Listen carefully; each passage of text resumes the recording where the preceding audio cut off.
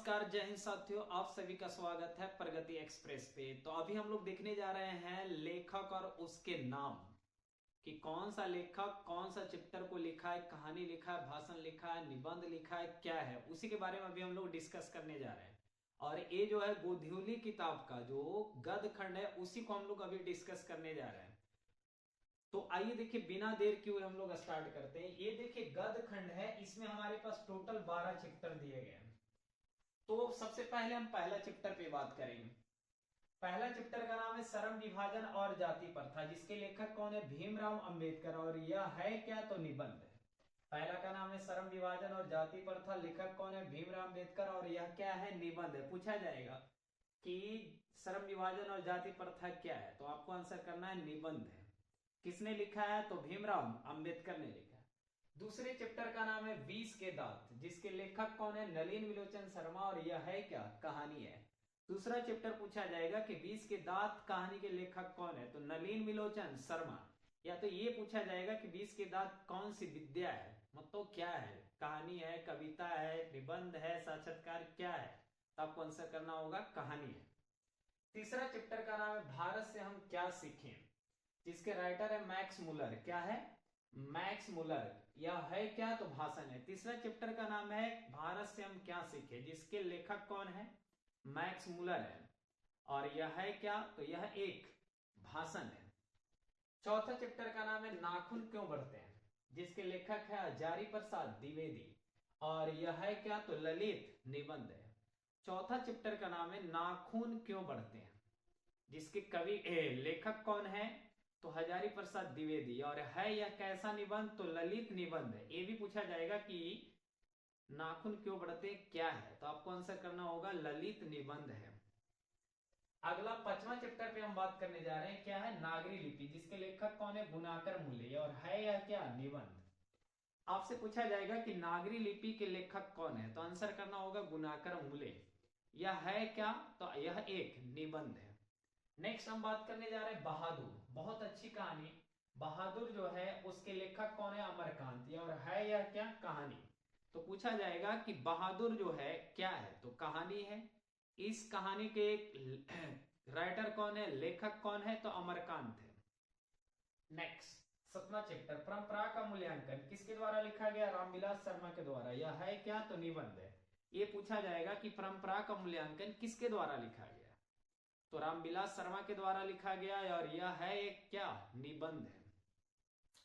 8वां chapter जीत जीत मैं निरखत हूं, जीत जीत मैं निरखत हूं, किसने लिखा है? तो पंडित बिरजू महाराज ने। यह है क्या? तो साक्षात्कार। ये पूछा जाएगा कि जीत जीत मैं निरखत हूं क्या है, तो यह एक साक्षात्कार है। और इसके राइटर जो है पंडित बिरजू महाराज है। क्या है? पंडित बिरजू महाराज है। नेक्स्ट 9 नंबर चैप्टर जो है इसका नाम है आविन्यो, जिसके राइटर कौन है? अशोक वाजपेयी। और यह है क्या? तो ललित रचना है। ये पूछा जाएगा कि आविन्यो के राइटर कौन है, तो अशोक वाजपेयी। कौन सी विद्या है यह, तो यह एक ललित रचना है। आगे बात करेंगे मछली। मछली एक कहानी है, जिसके कवि राइटर कौन है? विनोद कुमार शुक्ल। ये पूछा जाएगा कि मछली क्या है, तो आपको आंसर करना है कि मछली एक कहानी है, जिसके हमारे कहानीकार जो है विनोद कुमार शुक्ल है।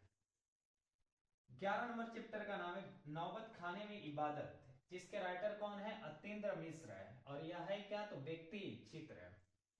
ये पूछा जाएगा कि नौबत खाने में इबादत क्या है, तो व्यक्ति चित्र है। और कौन लिखे हैं इसको? तो अतेंद्र मिश्र ने लिखे हैं। 12 नंबर चैप्टर का नाम है शिक्षा और संस्कृति। 12 का क्या नाम है? शिक्षा और संस्कृति।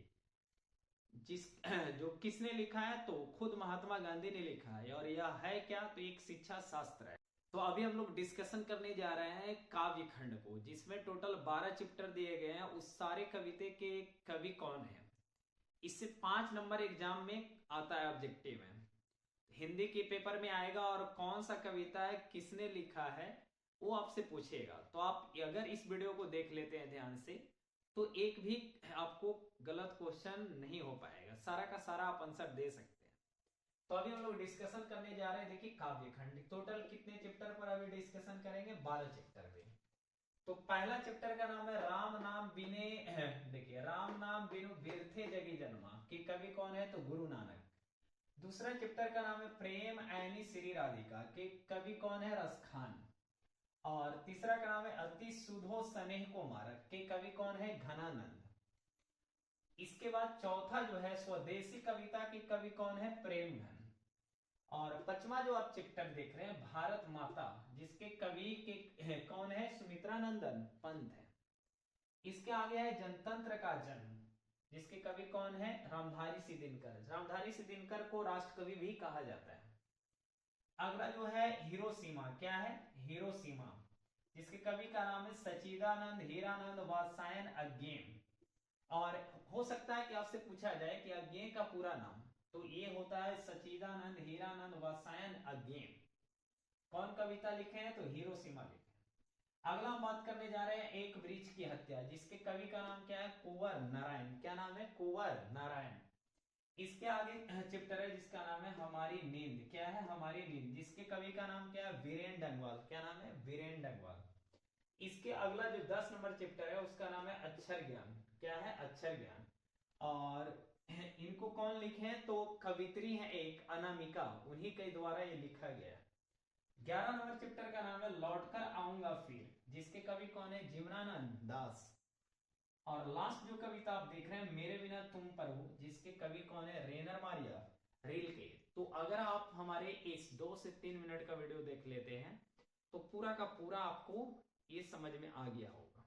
तो अगर वीडियो अच्छा लगा है तो वीडियो को शेयर करें, लाइक करें, और हो सके तो अपने सारे दोस्तों के पास इस वीडियो को शेयर कर दें।